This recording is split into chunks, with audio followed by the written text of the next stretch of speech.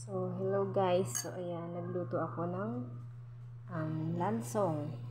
Malagkit na lansong. So, ayan. Ayan po yung bagong luto. Steam po siya. So, ayan. So, ang gagawin po natin, nalagyan po natin ng latik.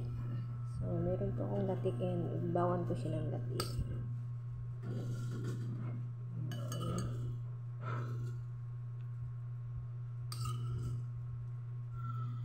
Sarap po nito guys kasi pure gata po yung nailagay.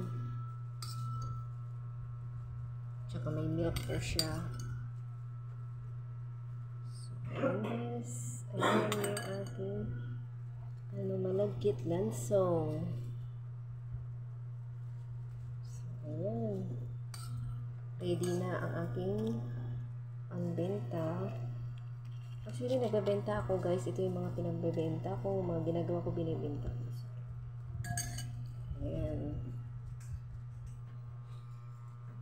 So, white naman ito yung ginawa ko ngayon. Hindi ube. So, ayan. So, ayan guys. Bye-bye. Salamat sa panonood.